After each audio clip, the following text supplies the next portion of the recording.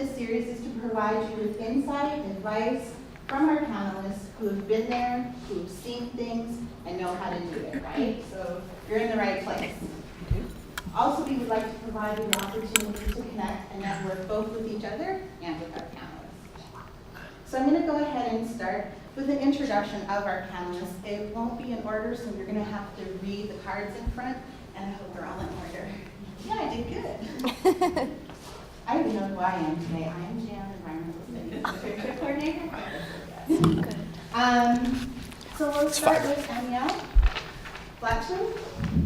Amiel, he works for the Canadian government as a manager of environmental assessments of large-scale significant projects in Ontario.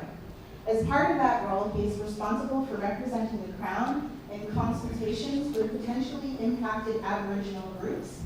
His role requires a mix of technical, scientific knowledge, as well as the ability to communicate those technical concepts to diverse stakeholders.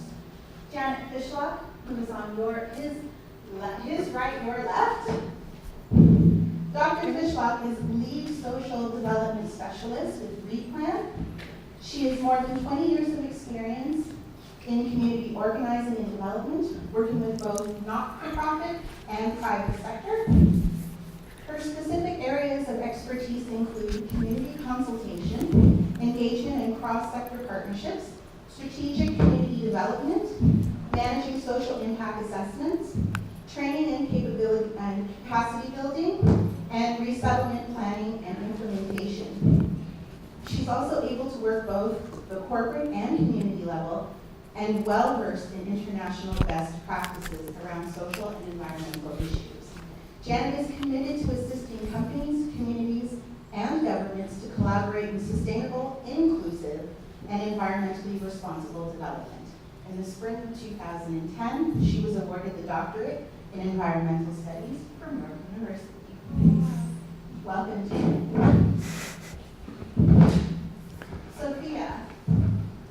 Sophia Santitu graduated with honors from the political stream in BES in 2007.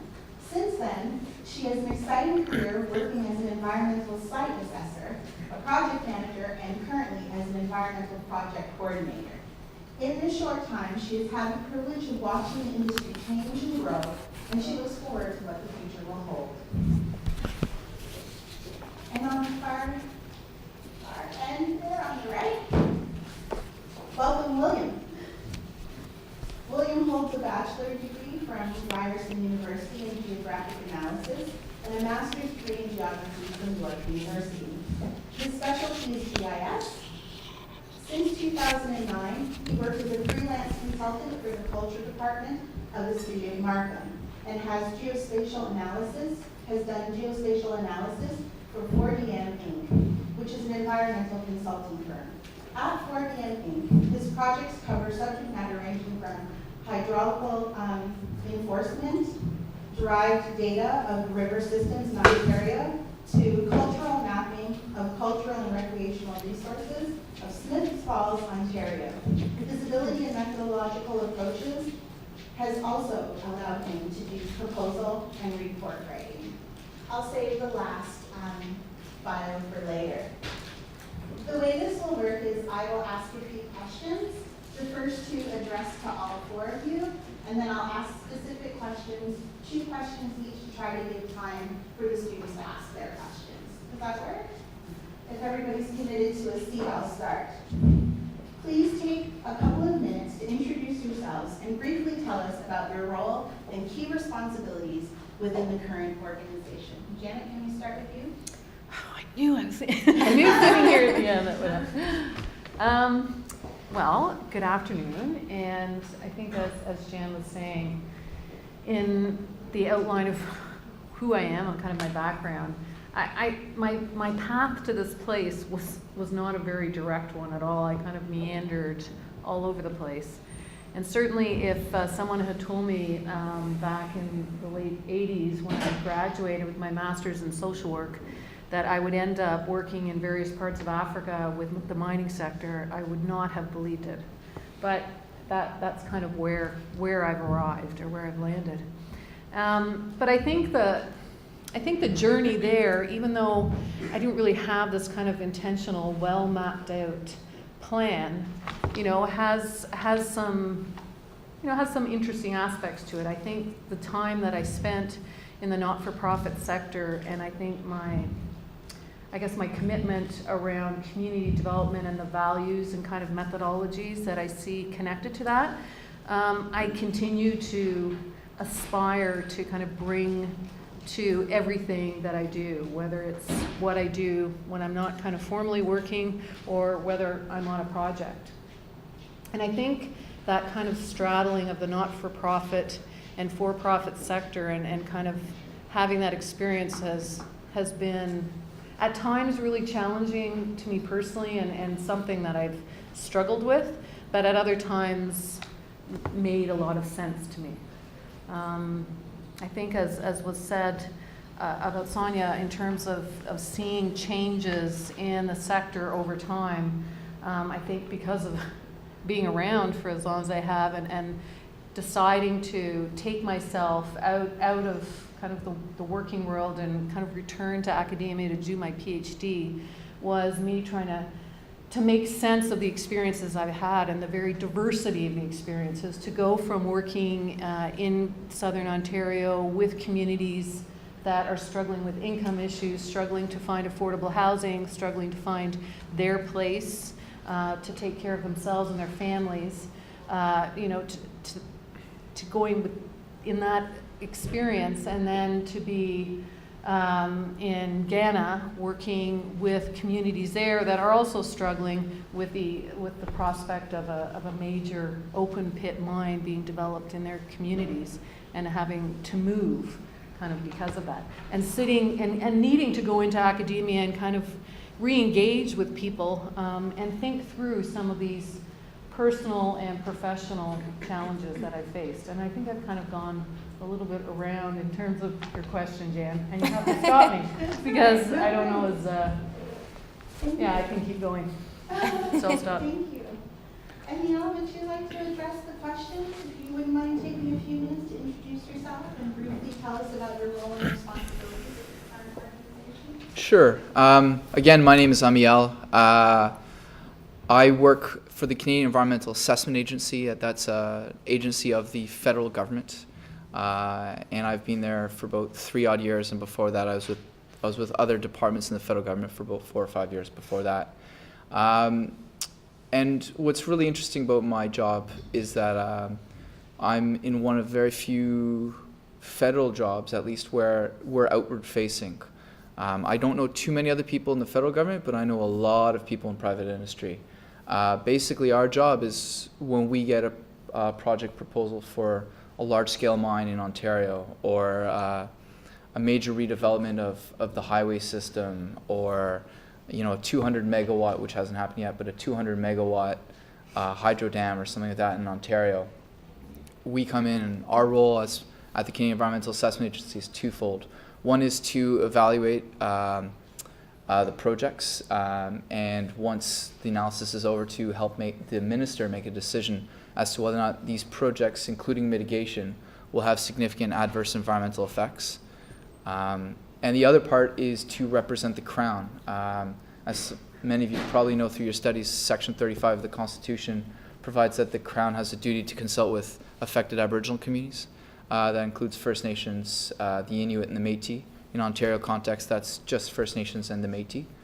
And so our job is to work with those communities. We represent the Crown. In fact, when I'm in front of a community, I'm representing the honor of the Crown. I'm representing the Queen herself. It can be a lot of fun. It can be really challenging. And kind of like Janet, if you had told me back in 2003 when I was here that I would be out in Attawapiskat meeting with the Chief Spence, that was 2 weeks ago. I never would have believed you. It's kind of a rambling path. All my jobs in the Canadian government have been environmental, Environment Canada, or sustainable transportation, but they have bounced around through climate change, sustainable mining, forestry, things like that. So, yeah, I'm also kind of bouncing around, I think. So I think I'll cut it off there. Thank you. Okay, so I'm Sophia. I currently work for Ellis Dawn. It's a general contractor. Currently, I am the first environmental person in their company, so it's kind of a revolutionary role. It's in the works. It's exciting and challenging at the same time. You have to change the mode of thinking. A lot of people are receptive to it. They just don't know exactly what they need to do, how they should do it, what's required, what is necessary. Is it in the contract? Is it not in the contract? How do we enforce that to the subcontractors? Because there's a lot, and I think you guys can attest to this, within the industry is a lot of best management practices. And that's great to talk about, but when it comes down to dollars and cents, if I'm going to you and I'm saying, best management practices would be to tarp this, and you say, okay, well, I only allocated for saw cutting, they're gonna ask, where's that money gonna come from? So part of my job is, one, identifying the issues, two, making sure it's part of the contract, so they have the money to put in place, so when it comes to time to actually dig ground, they already know what's expected, plus putting in environmental controls, looking at dewatering, looking at soil conditions, looking at where we're going to stockpile. If it is contaminated, are we going to tarp it? Is it geotextile fabric? Where are we going to send it to? Who's the proper person to test the soil? Are we doing groundwater assessments? Are we doing air quality testing? Are we doing noise and vibration testing? So it's a huge array of issues depending on what the job is. For the most part, everyone's really on board. It's just a matter of setting it up at the beginning of the project, because again, I hate to say it, but money talks. So the bottom line is the bottom line. And so part of my role is to make part of the bottom line the environmental issues. So that's kind of what I'm doing right now. I don't know if we'll have a chance to talk about some of the other things I did before, but it's really exciting and there is hope. And if you approach it properly and you're proactive, there's a lot that can be done to kind of pave the way. Thank you. It's so good to know that there's hope. That's important. Absolutely. No joke. William, would you care to share a bit with us about what you do in your organization? Okay. Hi. How's everybody doing? Yes. Wonderful. That's good to hear. And the volume is good? The audio is clear? Can you hear me at the back? Okay, great. I am an employee of a small environmental consulting company called 4DM Inc. For those of you who can't see the text on my card there. And this job came to me out of the blue. I received an email in my Hotmail inbox, which I hardly ever use, from a company asking if I would come in for an interview. And the way they got my Hotmail must have been when I signed up to a Canadian GIS job finding website years before that, which I don't even remember doing. But it's an example of how leaving the right kinds of seeds around can become fruitful in the future. And my role there is a GIS analyst. And at a small company, I took on a whole bunch of different tasks. I wasn't stuck doing one task, and I liked that kind of variety. I did work on one major project, though, and that was producing three-dimensional hydrological maps. So these were maps of river systems in Ontario for Ontario power generation. And without going too far to the technical side of what I actually produced, the gist of it was taking data that was messy, cleaning it up, analyzing it, and producing these maps. And having that analytical ability is what was valuable to that company. And it showed me what actually is valuable to a company doing applied work, because I had a background in a whole bunch of different geographic literatures, but I had a GIS and data analysis skill, and that was what was employable to this company. Thank you. I think I'm going to go ahead and ask the burning question that many of my students have that How do you hasn't get a been job? asked of me, and because I'm not directly in the field, I can't answer. So you're the best people to answer this question. Here goes. Ready? How do you get a job? Yeah. With our salary? What specific advice would you give to students and new grads about what they can do today to prepare themselves for a career not only in this field, but more specifically, what you do? Can I take this one away? Sure. Okay, make a long story short, I had to work my butt off to pay for university. So while other people had like their little co-ops or, you know, were in whatever company doing their summer jobs, I was working like 3 jobs just to pay for tuition. And I thought because I graduated going on top of my class, I like had it set. Who wouldn't want me, you know? Hardworking, smart, outgoing. I thought for sure I was gonna hand in my resume and I'm gonna get an interview and the rest will be history. Well, sad to say, after 7 months of looking for a job, I was like, oh my God. I'm like, maybe these people are onto something. So if I could give one piece of advice is, well, or a couple. One is definitely try and get into some type of co-op, a summer job, a placement setting, that you can make some contacts, get the experience, and then have something to kind of bounce back on throughout. Like even if you go to one placement, like say you're lucky enough to work for the government for a summer, keep those contacts. Then maybe the next summer you work for Ellis Dawn, keep those contacts because you never know where people jump around to, you never know where that path might lead you or where you might want to go down the road. So keep your options open and get out there while you're still in school, because once you get out, it doesn't matter if you're top of your class, doesn't matter how fabulous you think you are. It's all about really who you know and the contacts you've made. And I hate to say that because I always hated the network. Oh, you need to network. I was like, I don't need to network. I got this. But no, really, you need to have those contacts. And if you don't have the contacts, it doesn't mean you can't make it. Point in case, you can still do it, but it's just a harder road. So if you can kind of get in there and meet people through people, if it's an environmental social event, there's a lot of different committees where you can go and talk. There's environmental discussion groups.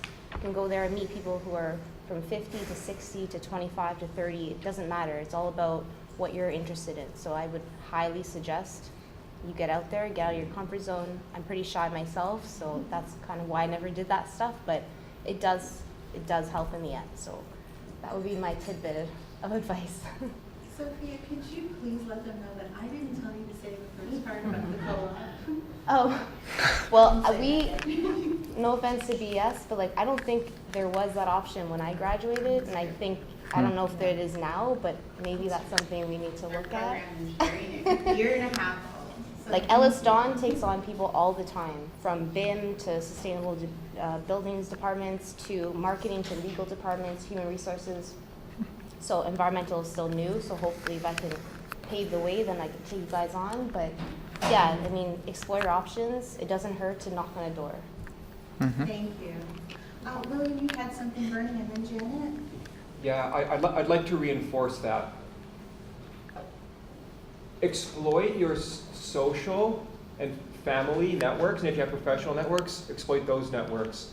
Tell everyone you know that you're in the market for a job, because people know people, and some of those people will be in your field. Most of you are finishing up 4th year? 3rd and 4th? Okay, so for those of you planning to be in the workforce soon, go about those tasks. In addition to what you're already doing, i.e. resume, et cetera, et cetera. Exploit your networks.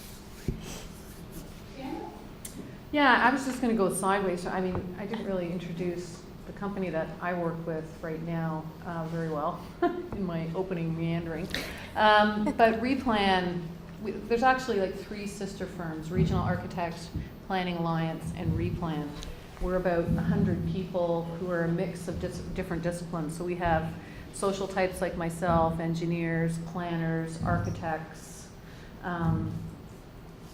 GIS specialists as well. And our client base is pretty varied. We work with municipalities around planning related issues.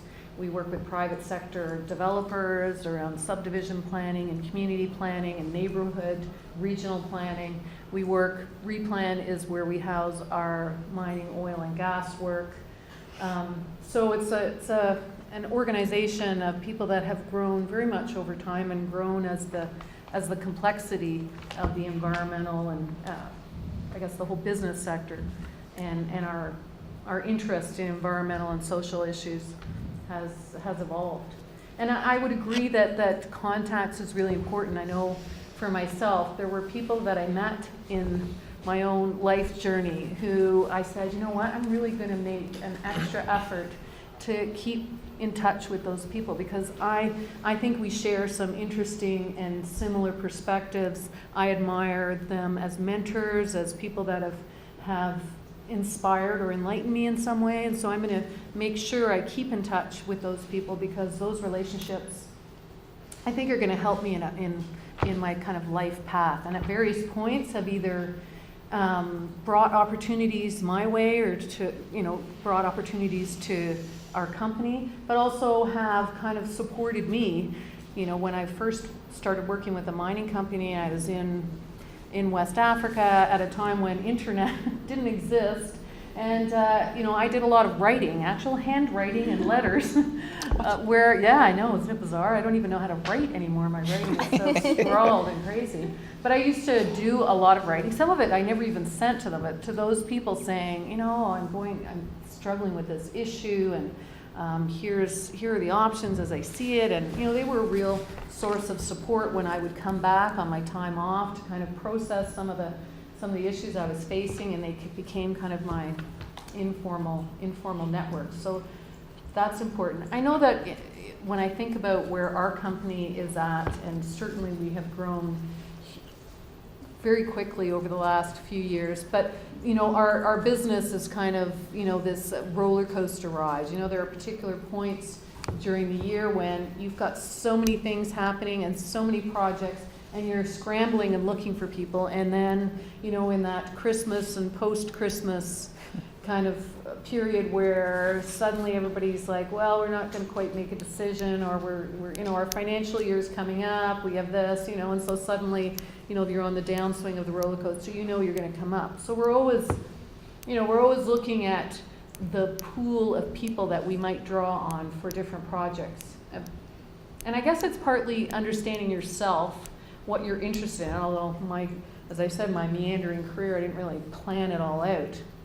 But I think I've come to realize that there are certain things, certain kinds of situations that I gravitate to. And I think coming from Waterloo, where I was in the co-op program for a while, where I was moving kind of every 4 months and kind of putting myself in new situations, it fared me well for getting into this line of work, where I was not just going from maybe Belleville to Kingston, but from Toronto to West Africa.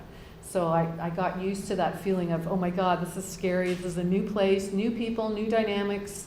But soon this is all going to feel comfortable and good. And so let's ride the scary, exciting, kind of point. So I think the practical experience kind of gives you the skills. It gives you that ability. We're always looking for people that if we're going to be putting you in a project somewhere in another part of the world, how are you going to manage that? How are you going to deal with this different place that you're in, this different environment? And certainly language is huge. And Neil, did you want to address the question, or can I shoot another one your way? No, I actually do want to address it, because I have kind of a good news, bad news scenario for you guys, which is that almost every job I've ever had never came through my networks. I've helped other people get jobs through my networks. I've almost rarely done that, except a couple times when I did some consulting with the World Bank, where I know a few folks who work there. Actually a former MES grad. I got mine through cold calling. Hate to break it to you, but I targeted 20 organizations, and I spent 2 or 3 days getting no's. Calling them up, trying to talk to someone. Can I meet you for a coffee? No. Can I meet you for a coffee? No. Can I meet you for a coffee? Sure. And then my first job in the second job, so that was how I got my first job in the federal government, was cold calling 20 director generals and a couple ADMs, assistant deputy ministers. And that got me a temp job. That got me in. I met some people. And then I applied for public posting, just like everyone else. Me and 3,000 of my closest friends. And I guess I happen to get it, obviously. So that's kind of my good news, bad news. Good news is if you're not a very good networker, there's hope. The bad news is it requires a really thick skin. You will get a lot of no's. You'll get people who never call you back. You'll get secretaries who never let you through. That's okay. A friend of mine always said this way: a no you've already got, a yes you might get. What have you got to lose? Do you know these people? No. So what do you care if they think you're an idiot? I mean, you're no worse off, right? If you never call them, you'll never know. If you call them, you might. And then you might not get a job with them, but like everyone else here is saying, they might know someone who knows someone, right? Right? So, I mean, never underestimate the value of cold calling. There's a reason why everyone in sales always does it. It works. But you got to be willing to take a no. A lot of them. A lot of them. Like, it ain't going to be easy, and it's going to be depressing. Really, really, really depressing. You're going to think that you are not and it has nothing to do with you. Everything to do with the job market, everything to do with all sorts of things out of your control. And I'm going to finish right after this, but, it's a bit of a psychology thing. When you're doing it, even if you're cold calling, honestly, please don't wear jeans. Dress nicely, sit in front of your table, pretend that you're at an interview. Sit formally, sit properly. It carries in your voice, it carries in the way you think about yourself, it carries in the way that you approach it. It's these subtle, small things, but it does make a difference. People can tell when you're just being like, hey, so, Jim, yeah, you don't know me, but, know your elevator pitch. Do each one of you know what your 20-second elevator pitch is? Your dream job, the boss just walked onto the elevator with you. He hit 9th floor, you hit 11th floor. You've got until the 9th floor to convince him that he wants to take you for coffee, that she wants to take you for coffee. Do you have that? If you don't, write it out tonight. Have your elevator pitch ready and practice it. Practice it. Practice it with strangers. Practice it at parties when people are like, what do you do? Don't tell them you're a BES student. Don't tell them you're an MES student. Give them your elevator pitch. What is your elevator pitch? Can you nail it out of the park? Can you also figure out how to tweak it a little bit so it's more appropriate for the company? Right? Like, people want to hear. Like, use their keywords. Like, all these things you've probably heard, I'm going to repeat it. Use those keywords. Like, if you go to Replan's website and they talk about social development, they talk about planning, they probably want to hear you say, I have a background in planning. I'm just going to kind of guess, but that probably helps, right? Definitely. So there you go. So, don't assume that they know what the MES 20641, investigations into planning procedures advanced means. Spell it out for them, and you got 20 seconds. Go. I'm done. Just so you know. Thank you very much. That's good information. On to the next question. What experience proved to be most beneficial to you in successfully landing your first real job? Emil, you're laughing. Care to share? The question just presupposes that our first real job was after we finished doing studies in environmental studies. May or may not be the case. But since I started talking and I seem to keep talking. So some of my coursework did matter, a fair amount, but so my background with UARC is that I did my MES after 4 or 5 years of working in consulting. So when I came back to do my MES, I knew exactly what I wanted to do, and that was sustainable development and mining. That was, you remember, your MES, the guys, do you still have to do those 5-word silliness? Anyone? Yes? You do? Okay. So mine was, I don't even remember. Oh my God. Anyways, that's embarrassing. I'm going to carry on. So I targeted all my coursework. I targeted all the papers I wrote to get me into something that had to do with sustainable development and mining. And then when I decided that I wanted to approach Environment Canada, I looked for everyone in Environment Canada who had something to do with mining. And those were the people that I cold called. And so I started working for the mining sector sustainability tables. And I got that job through, yes, the cold calls, but also my background in sustainable development and sustainability in resource extraction. There you go, sustainability and resource extraction. Those were 3 of the 5. So knowing what you want when you leave is that was for me very helpful in landing my first government job at the very least. Was just figuring out what are the skills, what are the backgrounds that people would look for, and how can I apply that? And I mean, every one of these courses, I mean, you know, whether you're looking at Martha Nussbaum, whether you're looking, I mean, there's so many different great people that you read about, that you study. So take what they talk about and see what's appropriate. And again, tailor your message. Tailor your thoughts and your ideas. Anyone else want to tackle a question? Janet? Yeah, I'm just thinking of when I finished my MSW, and my first job was at Wood Green Community Centre in Toronto. And I remember talking to the executive director afterwards and, you know, trying to understand, because the whole interview process was just kind of this horribly painful process that I still, to this day, I just kind of shudder. But, you know, he said, I asked him, I said, so why, you know, how did I end up being here? This is great, and I'm happy, and I'm thankful. But he said, well, you know, a big part of it was the reference. You know, because I'd done a placement, I had the unique opportunity of doing a placement at Queen's Park as part of my MSW.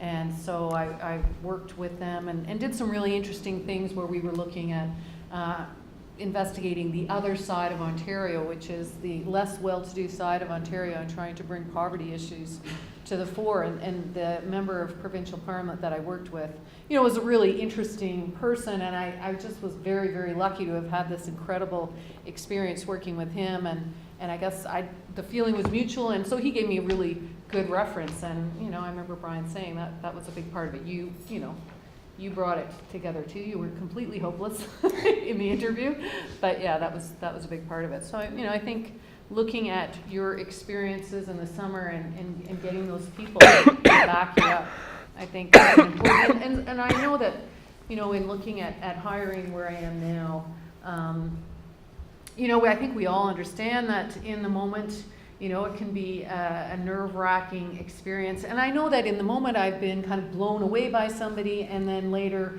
worked together and found out, well, it just didn't work for lots of different reasons. Maybe it was partly because the person wasn't really sure themselves where they wanted to be, and what is the skill set that they bring to this experience.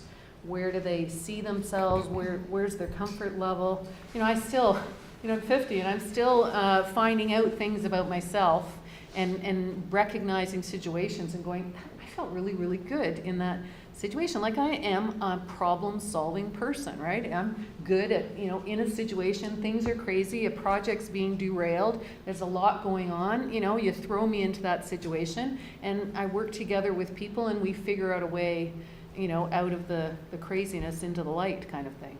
Whereas I'm blown away by some of my colleagues who can make spreadsheets that are just like a piece of art. You know, it's just kind of unbelievable. And you know, those kinds of experiences, yeah, recognizing your skill set and recognizing the environments that you flourish in. You know, what is it that makes you feel really good? Maybe it's, you know, hours sitting there doing something on the computer that, again, would probably blow me away. You know, those are the kinds of things that people recognize that. You know, I think we all know, we can see passion and excitement and inspiration. You know, it comes through, no matter how nervous you are, right? Yeah. Sophie or William, would you like to tackle the question, or would you like to tackle another? I like to tackle the question. Could you just repeat that question? Yeah, sure. What experiences proved to be most beneficial to you in successfully landing your first real job? Okay, so I think we just heard first, tailoring one's coursework to the job market, I think, and references. And I'd like to add the applied skills. before landing my first full-time job, I thought of myself as mostly a theoretical person. I thought about doing a PhD in geography, and then being a consultant or something. But what actually proved to be most important at that interview was the applied skills that I had. I mentioned that I had GIS skills and some data analysis skills. And to me at that time, they were skills that I kind of had in the back of my mind, or sort of at the back of, or the bottom of the toolbox that I had. But the company was most interested in those. They wanted to know, could I use geographic information systems, could I analyze that, and could I produce maps for their client? The theoretical skills that I had and was proud of at the time I had to put to the side, but did end up employing later on when the company asked me to write proposals and reports. So if you're really attracted to the theory that you've learned at school, you may have to put that to the side when landing your first job, because a potential employer is likely interested in the applied skills that you have. Thank you. Sophia, did you want to tackle that question? Yes, I don't have such eloquent things to say as my counterparts, but going into my first interview with quote unquote my second real job, because my first real job landed me the opportunity for the interview. I got in there and I was pretty much upfront. I'm a people person, I'm hardworking, I'm a great liaison, I am great with research, I'm trustworthy. You put me into any situation, I can adapt. And they said, we're going to give you a chance. No experience, and this was for a paving and geotechnical department. So because they knew I had a background with soils, they thought I knew everything about soils. And I ran with it. I was like, yes, I know all about it. I know all about Good for you. I have dirt under my fingernails right here. Good for you. I'm like, compaction, yes. Slump test, yes. Like, I'm good to go. You know, put me in, boss. Like, I'm good. So What is this?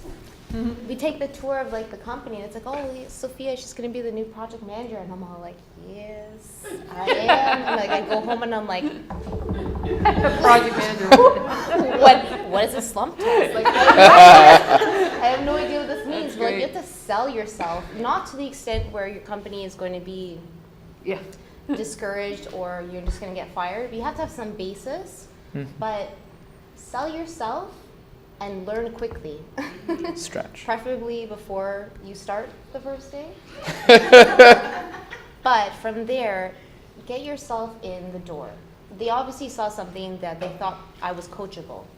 So there's an element of like, so now I've been in the industry for 7.5 years. So now if I go to apply for a job, I can't use the whole, I'm going to search it up on the internet. Like, I need to provide them with experience. But if you're just first getting into the field, they don't expect you to know everything, but they expect you to want to know, to have some basis, and at least have that drive and that passion that you're talking about that comes through, that excitement, that I want to wake up every morning and I want to do something. And you know what? If I have to work 12 hours and get paid for 5, I'm going to do that, because you know what? Down the road, I'm going to get paid for 12 and work 8. So kind of do that. So I started with the paving and geotechnical department, and from that experience landed me the amazing contacts that I have today, which I still, to this day, will write and be like, hey, how's your daughter doing? Did she graduate today? And this was a summer of us working with paving. This was me grading, not me, but the contractors, but you know, me making sure they're grading properly and the slope is proper, and you know, it's not going to flood and pond in their parking lot. And then moving from there, it's okay. Well, you go through their, like we did a lot of malls. So here's your parking lot, and then I'd walk through the mall because I was bored. I'm a girl, so I'd go shopping. So I'd walk through the mall, and then I'd be like, that structural beam looks like it's corroding. Do you have an engineer that's looking at that? No, we're going to look into that. I can give you a contact for that. Done. Already upselled you. Now I'm like, oh, you want to sell that unit? Are those asbestos tiles? Have you had an asbestos assessment? Do you have an asbestos assessment plan? No. 27805 says you have to have a regulation, a plan, every year, and it's regulated. So from that, then you start creating, and that creates credibility. So next time they have an issue, they're coming to me, not some other company where they have to find out, I'm so-and-so from this company, this is my issue. They're gonna say, hey, Sophia, I'm looking at this, I don't know if this is right. Can you come out and check this out? Absolutely. Out of my scope of work, but bringing the company work. So, I mean, a little bit goes a long way. Definitely. I think I'm going to ask one final question of the panelists, just to give time for students to ask their questions and for networking. So my question is this: what common attributes have you noticed among all people hired into entry-level positions within your organization? Are there common attributes, and if so, what are they?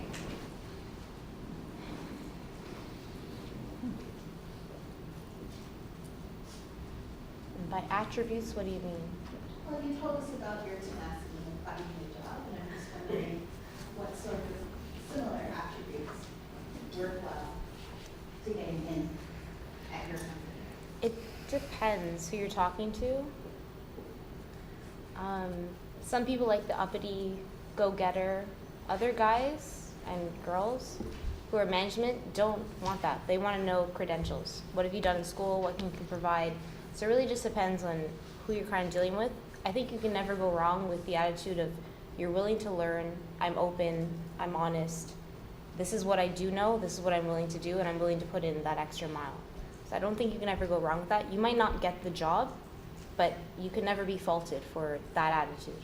So I think if you go in with that type of attitude, but again, it comes down to like a corporate culture. Like I don't know how your companies work, but I mean, you have to fit. Like Ellis Dawn has a very, I don't want to say specific, but because it's very open. It's a family-oriented, very respectable, very, you have to leave early because you have to take your daughter to the doctor. It's not, well, you better come in on Saturday. It's like, no problem, go ahead, as long as you get your job done. So it's an open reciprocity, but you have to provide that respect back, and you better be willing to put in the extra hours or extra hard work if you can. But yeah, I mean, coming in, like we read through resumes all the time. We're actually just looking for some new people in civil to help us out, and we're looking at students, and it's people who have a diversity of classes, who have diversity of experience, and they're not looking for someone who's specialized. They're looking for someone that we can throw them here, provide them training. They're gonna at least know what we're talking about. And then if we need to specialize, and that's what they're wanting to be specialized in, then we'll provide them with the extra training.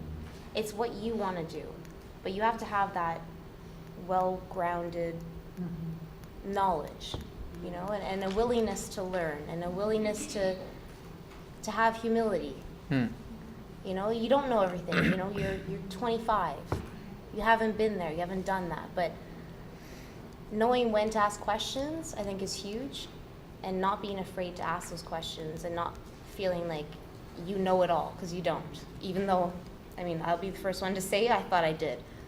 But coming out, like, you don't. You really don't. So if you can gravitate to people who are more knowledgeable, who have been in the process, who have gone through that path, you're already ahead of the game. Gravitate to people who you, like Janet was saying, gravitate to people who you want to aspire to. Be their shadow. I think for us too, it's our environment. I think we've improved over the years as we've gotten bigger. We've had to rethink how we organize ourselves as a company, as a firm, and how we do our work. But if you're looking for a more structured environment, I don't even have a job description. Maybe that's why I couldn't explain what I do. And we do have job descriptions now, but as I said, we are getting better. But there is an element of, I guess there's an expectation that even though you may be inexperienced, and we're getting better at kind of figuring out how to mentor and how to set up things so that people don't just kind of join the company and then sit there and go, what am I doing? And everybody's running around working on projects, and no one's kind of taking that time out. So as I said, it's gotten better, but I still think that is a part of the culture, is joining the firm and being able to look around and see how you might fit in. And that has some ups too, because that, that gives you some opportunity to shape the things that you may want to shape, if that's the experience you're coming from. So I would say that. I would say, and I was probably saying this too because of the York influence about interdisciplinary, because we are an organization that brings different disciplines together. But I don't think we've got it really well worked out. And my experience, even here when I was at York, was that how you bring the different disciplines together. I'm still struggling with that one. We're still struggling with it as a company. I think it's easier for the planners, architects, because some of the people in our firm come from, a place where they believe very strongly that, you need to bring the two together. But then how you bring engineering into that, and environmental studies, and social development, and, GIS technology and database management, how you bring all of those into every single project in a way where everyone's not in their, this is a project, I'm working on my stuff, you work on your stuff. Somehow we have, we're still working that out. William or Emil? I'll add something, and this is actually in a much more general sense. I see in young professionals in my field that holding multiple credentials promotes advantage. So in addition to a bachelor's degree, a college certificate that's a little more specialized promotes advantage, and if you have the time, a master's promotes advantage, particularly ones in a more applied or practical discipline. So you're suggesting then that there is benefit to further education beyond the BS? Absolutely, because it places one in a more specialized position. But theoretically, your position. So you heard it twice now, guys, right? Okay, good. So ongoing argument we have among our thesis students. So I'm sending them all to grad school. Emil, did you want to address the question? Sure. I mean, in my organization, interdisciplinary, we never use that term, but you kind of have to, because the Canadian Environmental Assessment Agency, we're regulated by legislation, and the regulations designating physical activities, which basically is the list of what triggers the federal act, can run anywhere from hydropower to mining to transportation. There's a whole gamut. There's a helipad sort of thing can trigger that. Aviation can trigger that. So, I may not have the background. For example, I've become the transportation guy in my organization, and you would never want to put me in charge of a plane. It's just one of those things where you have to have the technical background environmentally in our organization to be able to look at most any report and call. I'm being filmed, so I'm not going to use the terminology I would otherwise, but you have to call people on whether or not you think that they're just spinning moonbeams for you. You don't need to necessarily be the if I'm looking at a mining project, you don't necessarily need to be the hydrogeology guy, but you need to know enough to know what you need, so that you know who to go ask to help you with that, right? And then, of course, for my organization, because half of our job is again working with Aboriginal communities, is you have to be able to communicate. You have to be able to write. You have to be able to talk. You have to be able to explain technical concepts in plain language. And I'm not sure if I've actually been doing that or not, but that's part of what you have to do. So, coming in, what are the attributes that, we might look for? Well, we're not necessarily looking for you to have a PhD in hydrogeology, but if you've got a background in some hydro and some forestry and some of this, some of that, we feel comfortable that you can look at, 1,000 pages of technical reports and kind of know where you need to focus. What are the significant environmental impacts of a mine going to be? Can you triage 1 meter of paper and figure out because you've got 20 days to do it. Can you triage that and figure out what you need to focus on and what you don't need to focus on? Can you do that? That's what we look for. Can you then take that and you've got a public meeting where, you know, there's a couple hundred people and they're really worried that the mine is going to poison the local aquifer and, you know, the fishing. Can you explain what that mercury study, you know, all the technical words in that, what does that mean? People don't care what the mercury load is. Like, you know, one or two people might. Nobody really wants to know about tissue samples. They want to know what that means. What's the so what? Can I fish? Can I then feed my grandkids? Can I eat that fish? Yes, we're good to go. No, not so much. So you need to be able to take that. So you need to have both the background to understand that you need to look for a tissue sample if you're looking at mercury loads in fish, but then you have to be able to explain that. And of course, I mean, obviously you learn on the job as well. So you don't need to know it all. But you can think you do. Or not think, but I was come humbled. across. I was humbled when I got my job. No, but I mean, a bit of cojones definitely helps. For sure. So that is the end of my questions, to provide time for students to ask their questions. For the sake of the video, however, I'm going to share my mic. What I will do is walk to the middle here, and if you have a question, if you'd be so kind as to walk this way, and again on that side to the middle to ask your questions, and I'll share my mic with you. Does anyone have a first question that they'd like to pose?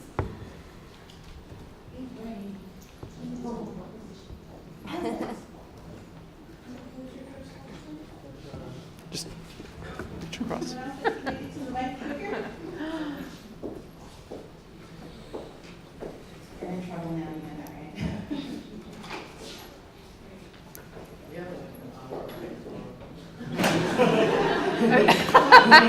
Have you got a lot of questions? Is that what you're saying?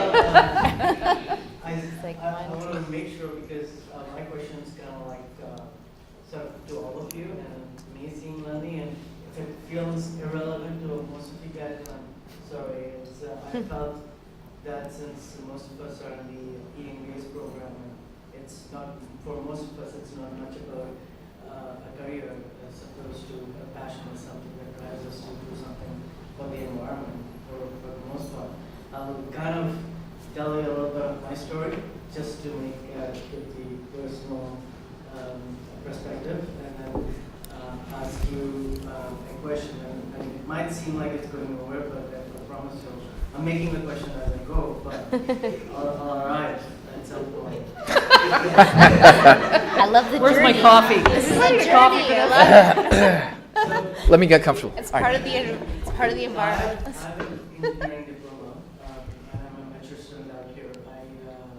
I did my engineering in India, and as I was doing it, I somehow meandered into teaching underprivileged children there, children out in the slums. That I did part-time, and it gave me a lot of experience, and it gave me more pleasure than anything else that I ever received in my life so far. So after I finished with my engineering, I came over to Canada as an immigrant, and did a few more courses out here, and then I got a job in a mineral exploration company, so I know a lot about mining and mining development. So I worked for the company for 7 years. I got a chance to travel all around the world, and also got a chance to see a lot of destruction that goes along with it. So it kind of like, as an introspective sort of feeling, I felt that I don't want to be part of a career or do a job that is only going to profit a company, and it's going to do nothing for me. I may make the money, but it's a lot of hard sweat that you actually give up, and all you make is money, and that's not really what I was looking forward to. One of the ways that I now look for jobs is to look for the company that I will work with, rather than work for a company that's hiring me, that wants to hire me.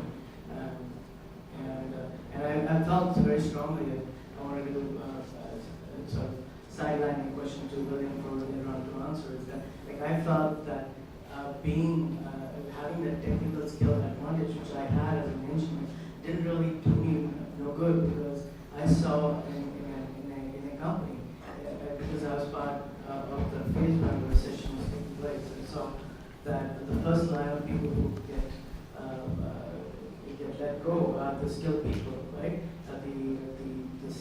people are always the ones that stay behind, right?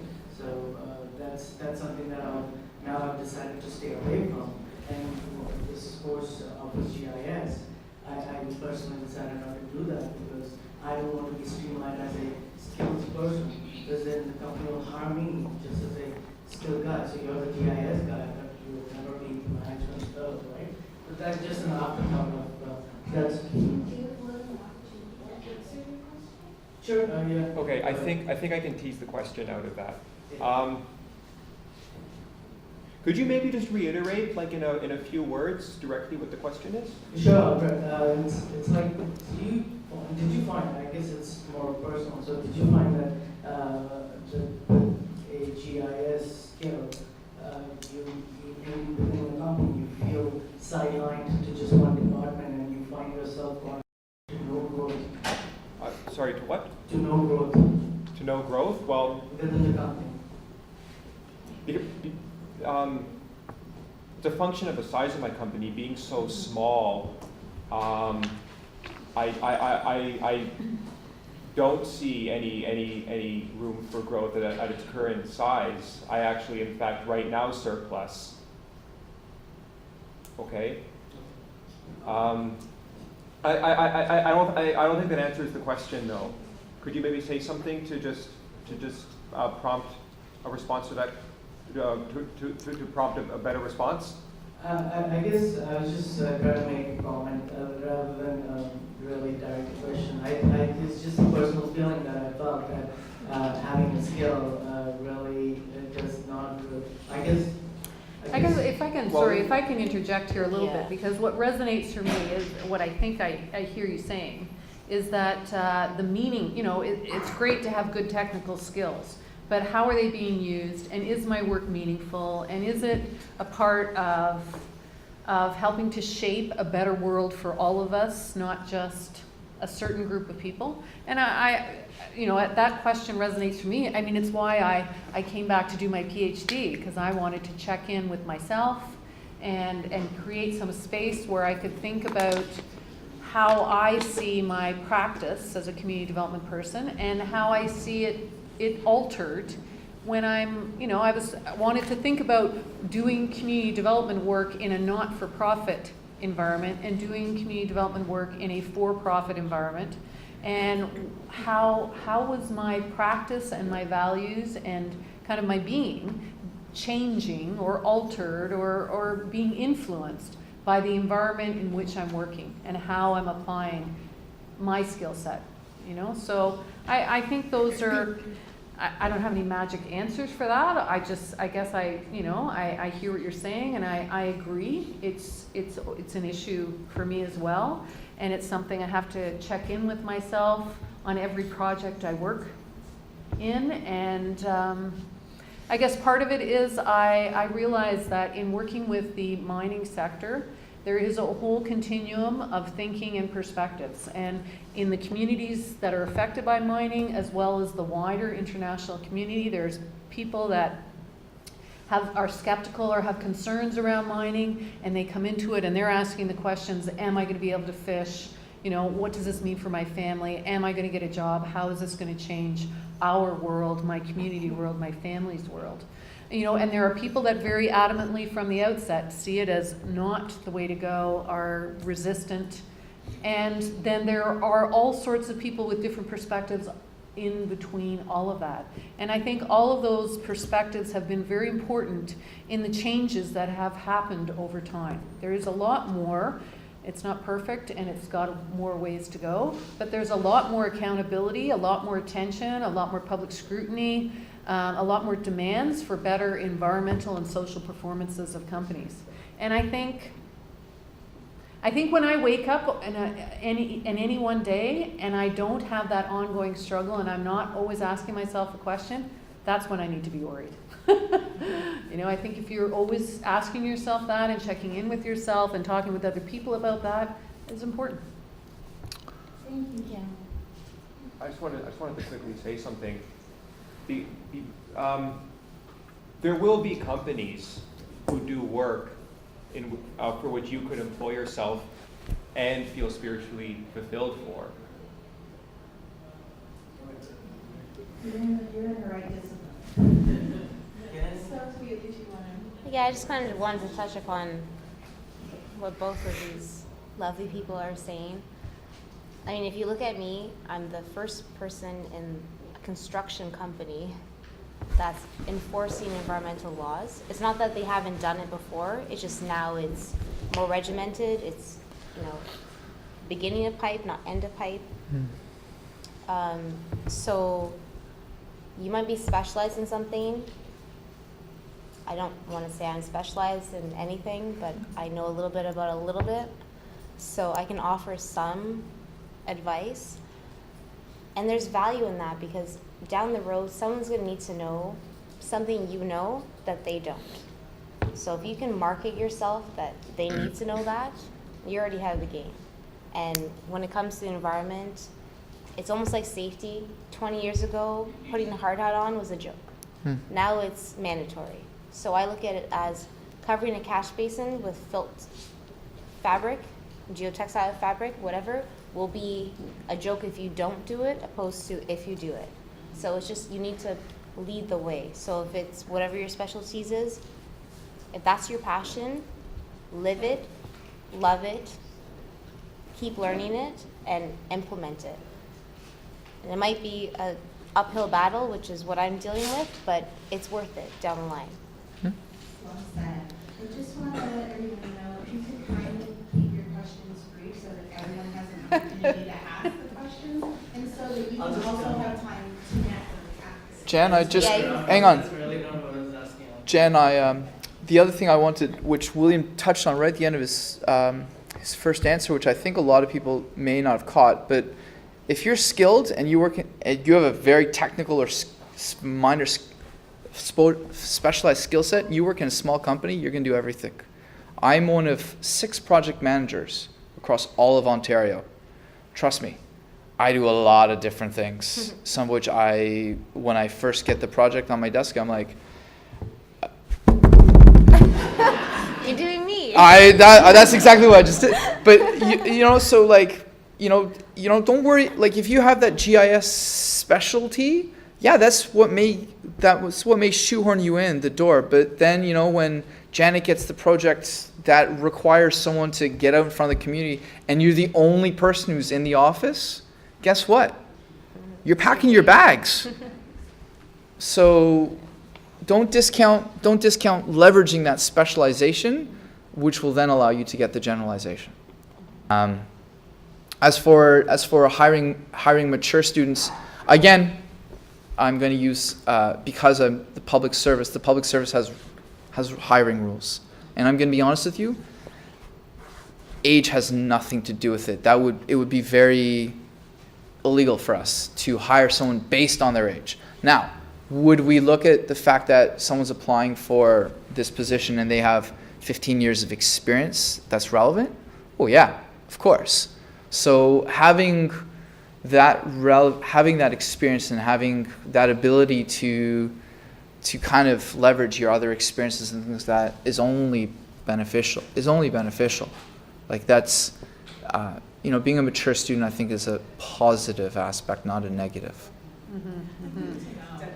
And I would echo that as well, for sure. I mean, it's partly, what level you as, what you're going to be happy with, right? If we're only offering an entry-level position at a very kind of minimal wage, then, we may feel more kind of uncomfortable about, based on all of your experience, if we don't have something that's more suitable to the level of experience you have, it may make us feel, wish we could. But if you're prepared to come in, certainly, we're looking for good people, depending on the moment and the time to fit with the project work we've got on the go, and experience around the world and languages and all of that is a real bonus for sure.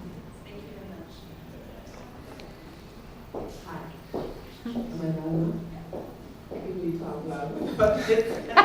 I think it's more for the video. Okay, so my name is Samani. I'm actually a second-year student, and I'm doing exactly what you talked about, Marilyn, in terms of targeting my approach for what I want to do. My goal is actually not to work for someone per se, but I've always been interested in entrepreneurship, so I'm going to go for that and work with Yeah. other people can. The one part that I wanted to ask you about specifically was more towards like social justice. So because I hear, Janet, you've doing work in Africa, and then also you've met with First Nations groups and so on, right? How, I mean, I'm thinking that we're all here because we would like to change the world somehow, kind of something. So in terms of social justice movements and being able to change things, has there ever been a time when a policy has come or a project has come on board for you to take part in, and because of grassroots community organizations organizing, let's say, against it, it's changed something? Like, have you ever been part of something that has gotten vetoed because there was just too much, grassroots groups saying no, we don't want that? Am I making sense? Do you want me to start? By all means. Organized resistance has certainly had an impact on projects that I've been involved with, there's no question. And also company fear of organized resistance, even if it hasn't materialized. I know when I first started, one of the first projects I worked with, I was kind of amazed when I would talk to the senior management of the company about how fearful they were around doing various things and how the communities would react. And at the community level, I always felt that people underestimated their own power, even though they may not have access to the kinds of resources and money and information that a mining company may have. They've got the power of numbers, and increasingly, certainly now, but not as much so then, when there wasn't the internet and that kind of revolutionization of kind of communication and public scrutiny, yeah. So, and I know, I haven't been part of a project where the community has shut it down from the outset. But I know that in some parts of the world there have been numerous projects in South America, for example, that I haven't directly been involved with, but that have not been able to get off the ground because of organized and active resistance from the outset, for sure. The other thing, I think the other piece of that is that there are also organizations and groups who are part of, I would say, the wider social justice movement that are not so much, who are very critical and very organized, but also perhaps prepared to sit down in what they would feel would be kind of in a partnership or kind of more equal kind of setting to talk about the terms of how it's going to happen. So I think there are situations in organizations who don't want to sit at the table, aren't interested in sitting at the table. I think there are other organizations and communities that are more open to sitting at the table under terms that both or all sides would agree to. So I think there are different kinds of situations. I'm not really sure how to add to that, to be honest with you. I think that was fairly well said. So. Thank you. Okay, so I'm just going to make this quick because it's an easy question for you guys, I think.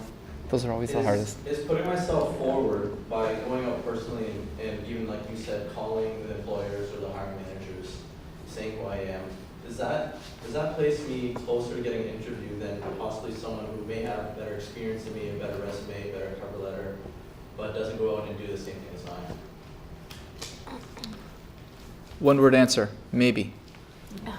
Depends. It's going to depend on the hiring manager and the organization. Okay, in theory, I believe yes, but there are other parameters that come into play, such as the size of the company.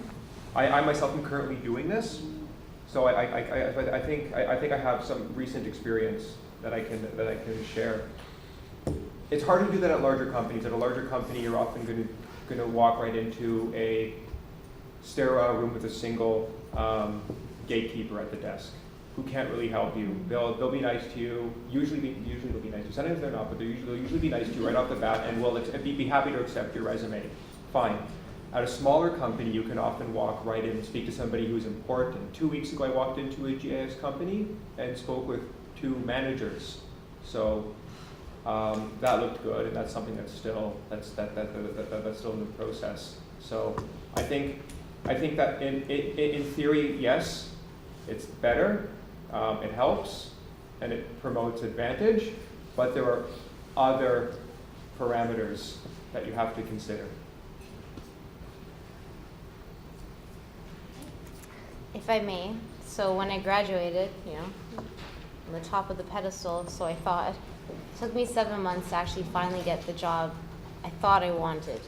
I had recruiting jobs, I had retail jobs, but after graduating from BS with honors, it took me 7 months to actually finally get someone who would give me a chance.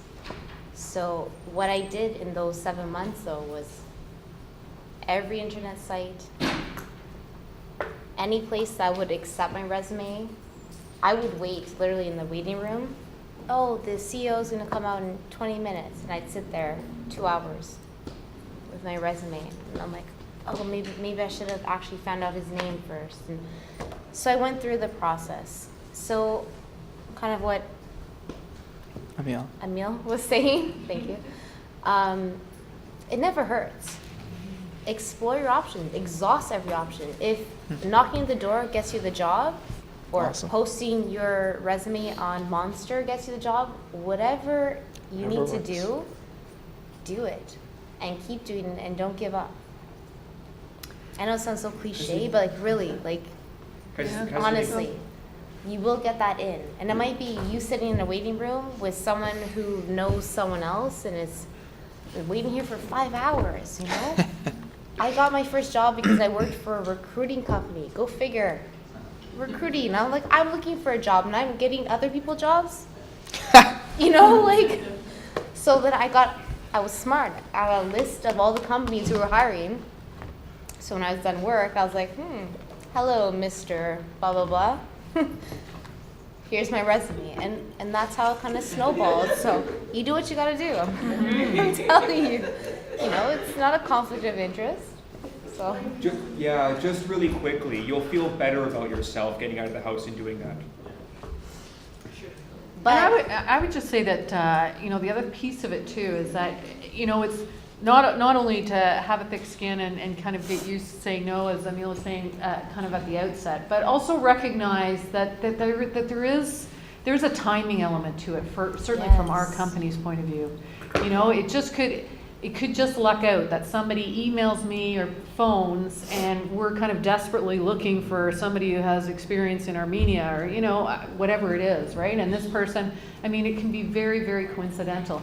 But I also know that because for whatever reason, maybe the way we have our website designed, I get a lot of emails from people that are looking, you know, people that are getting ready to graduate or just graduated. And if they make it too easy for me not to follow up with them, I will. If it's kind of like, I'm really busy, I'm just about to go on a project, I'll be back in a couple of weeks, and then that person doesn't follow up, it's going to be hard for me to do it. So making it easy for people, I think, to assert yourself or to say, you know, we're not the size of a company where you would, you know, sit for hours in the lobby and try and catch somebody. But certainly to make it easy to say, you know, let's have a coffee or to keep coming back and saying, well, you know, you went away, but are you back now? Is it time? Can I suggest a date? Try and get a time and a day out of it. Because if you leave it to me, I'll be like, okay, I'll just kind of put it in and then I'll kind of forget about it. The other piece is don't ever even if you don't have any practical experience, never underestimate what connections you may have through family, yourself, and where you live. We're an organization that looks for project work, you know, all over the place, right? What's going on in your community, in your neighborhood, you know, amongst you. It's about also, we kind of have a mantra that's called, you know, it's about building, winning, and doing, right? So the expectation is that people that join our organization are going to have some capacity around all of that to somehow find out, you know, oh, even I noticed something online. They're looking for, you know, there's a tender out and there's a request for proposal over here. And it happens to be the community I was born in. And, you know, my dad or my mom knows, you know what I mean? Like, we all have assets and gifts and connections and, things happening around us. And I would say if you're, because even now, as I hear you saying that it took 7 or 8 months to find that job. I remember when I first graduated, yeah, it took a while. There's stuff that you can be doing on the side, volunteering yourself to a local organization or some initiative that somebody you know is involved with. Like any of the things that you may have done through your university career, try to figure out a way to shape that and articulate it in a way that this is an experience I've had, right? Sorry, kind of went on. Okay. Hi, I'm really not Olivia.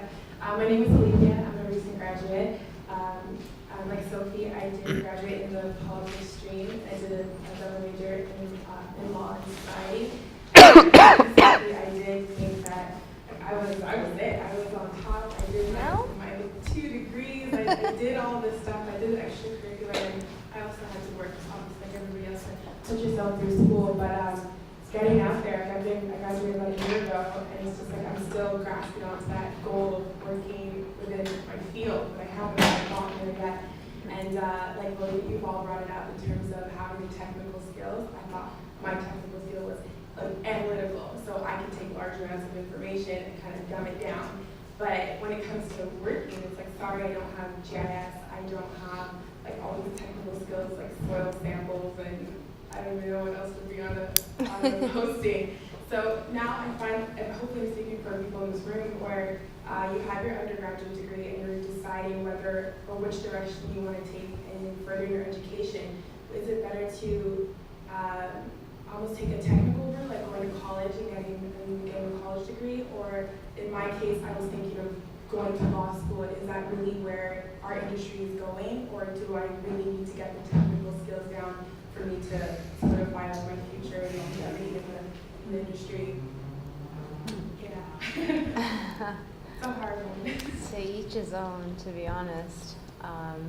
I never ever dog having practical experience, because you can always put that on a resume. And I think if I had that practical experience to put down, I wouldn't have to waited 7 months to have the job. So I was lucky that construction control was like, all right, we'll take you on. And then I worked my butt off to prove to them, like I would work. And I mean, I learned not just environmental, I learned how to roof, I learned building science, I knew vapor barriers, I knew caissons. Like, they gave me a well-rounded experience, which was amazing to get me to the next job, which, catapulted me to the next job. So in the process, I was like, I don't care about caissons. It has nothing to do with me. But looking back, it was a stepping stone. But I wanted to be an environmental lawyer. Yeah. And I took an environmental law class. And the thing that crushed my dreams was, not to be Debbie Downer, but you could take 10 years to be in discovery phase. So here's an issue, Erin Brockovich, everyone's familiar with the movie, true life story. 10 years and nothing happened. I'm the type of person that I cannot wait 10 years for something proactive to happen. So that's why I couldn't be part of that, because if every case, or even part of my cases, took that long, I'd feel like I wasn't doing anything. So you need to evaluate yourself, and evaluating myself, I couldn't do that. Now, in-house, for Ellis Don, we have environmental lawyers. It's not going to take 10 years because we're dealing with construction. So it's bang, bang, bang, done, done, done. What are the regulations? Let's go. Here's a permit. So it's different. But you need to know what you want to do, Definitely. I think. Yeah. Right? Yeah, and I mean, I think it's very much, I mean, my brother's an environmental lawyer, and I see that path, and even though we can't come from the same genetic DNA, Stop. and I can see some similarities, I'm glad that, I'm glad in my meandering way, I found my place here. Now, if I could go back and know that I was going to reach here and some things I might have done differently along the way, I'm looking at, you look at honing your project management skills. I think project management certainly is a common theme here at this table. right? Is being able to organize and, you know, set up spreadsheets and, you know, manage budgets and look at people and that kind of stuff. So, you know, all of the different pieces to project management, I think, would fare you well, depending on, you know, what kind of sector, like what for-profit, not-for-profit, or that kind of thing. I think the data management piece, I mean, without, you know, I think there are levels of comfort with management of data that's, you know, maybe a step away from being a specialized GIS expert, but being able to work with data and be able to work with GIS specialists and be able to manipulate that I think is really important. I do think too that, you know, having that grounding in the laws and institutional frameworks in Canada and internationally that guide environmental and social management of issues is also very important. Yes, stepping stones.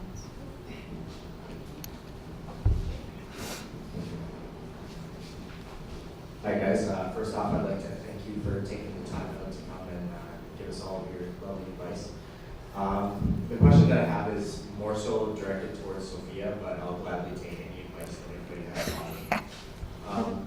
So the company that I'm currently working for, I've been with them for about 7 years now, and I find the practices to be very unsustainable.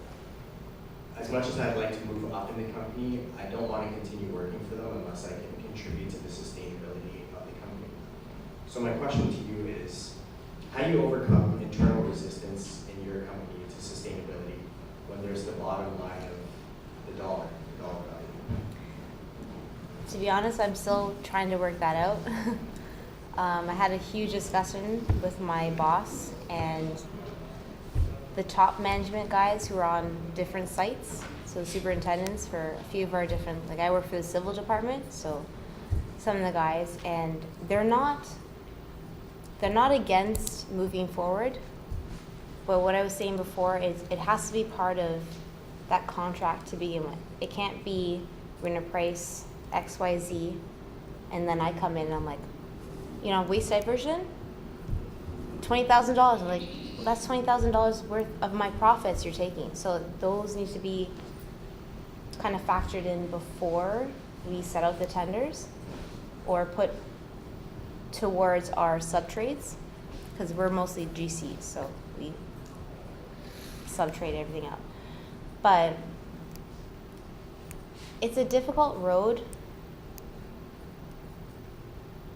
for many reasons, and I could talk forever, but make a long story short, it's an exciting road. It just needs to be made upfront. It needs to be clearly defined. And because it's new, like, I don't know how much you guys know about safety, but like I said, back in the day, wearing a hard hat, it was a joke. Yeah, for sure. You know, steel toe shoes, are you kidding me? It's fine. It's hot. You know, a ladder, it doesn't need to be tied off. Are you kidding me? And now, like, those are just standard practices that you wouldn't even laugh at. It's like you don't go onto a job site without your hard hat, your vest, and your safety boots, period. So my goal is to get our company into the same kind of regime where you're not going to be taking water, you're not going to pump into the catch basin without the permit to take water. And you're going to have those certificates that say what the total suspended solids are before you do anything. Hmm? So to address your question, it's an ongoing, it's an evolution. It's something you have to deal with every day. And every day I get a different email with a different issue and things I thought we were addressed haven't been addressed, or there's something more that's been on top of that. And it's my job to say, okay, no problem. Let me look into this. Let me tell you what you need to do. But for right now, we're going to contain the issue. And from there, then I find out the issues, what the regulations are, and what our proper procedure should be, and then best management practice. Because, I mean, I don't know what any other construction company does, but Else Dawn wants to be the leaders in environmental management. So here's the limit, and then my job is to say, here's the limit, and this is what we're going to do. So good luck to me. But they're receptive. It's a matter of making it part of the contract. I'd like to actually add to that, because I think, so you've been with the company for 7 years, so you actually have a phenomenal opportunity. They know who you are. They know your skill set. They know your background. You have credibility internally. So you have an opportunity. So you need to not think of environmental regulations or sustainability as a cost, but as a benefit. And part of that's unpacking it. So it's about risk. It's about risk mitigation. It's about risk management. I don't know what your company does, but you need to develop the business case as to why it actually makes sense for them, because it is part of their bottom line. And I'm not talking about the triple bottom line, but I'm talking, look at a mining company. Why do mining companies talk about social license to operate? Because you know what? When one road leading into the mine site is blockaded by the community, they're losing millions of dollars a day. So is moving that roadway over that way instead of this way, which is an extra $400,000, is that worth it? Well, maybe not if you just look at the budget, but once you start bringing risk in, it makes a huge amount of sense. And so you have that opportunity. You're there. You've been there for 7 years. People know who you are. They know that you're not some screaming, crazy, oh my God, I need to, I'm Arnace, I'm going to live in the middle of the forest and do deep ecology for the next 17 years, right? You have that credibility. Now your job, if you want to do that, is to build that case. And you're halfway there, because you know what the risks are, right? Like you know better than Replan or any other consulting company. Like you know better than anybody else. Sell it, and when you do that, get a new job title with a promotion. And don't give up. Because Yeah. you will get repercussions against it.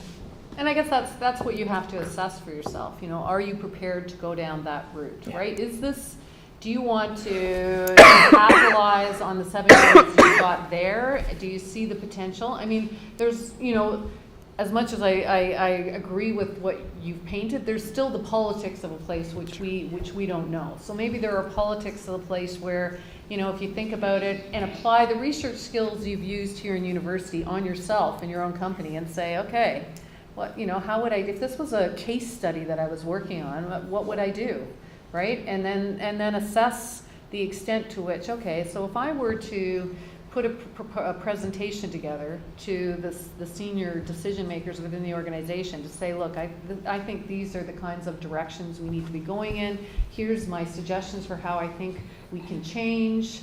Make sure you carve out a place for yourself in that vision, and go through that. Are you willing to do that? Will you be risking the position? Are you prepared to take that risk? Is it worth this effort? And I think there is real opportunity, and the company would benefit from it. But do you want to take that route, or is really deep inside? Are you ready to look for some other opportunity in some other place? Because really, when you do the analysis, the chances are pretty slim. Yeah. Please, how to present my skill in my resume and formalize it to show I am some kind of people. No matter what, I would like to accept the entry level position to start my career in that place. If I don't have experience in that part, but I would like to have the experience, right? Because I have a lot of product experience. How people easily get in this part. This is a career. So I'm very interested in the environmental career side, but I'm still outside part right now. So I would like to tell why is it about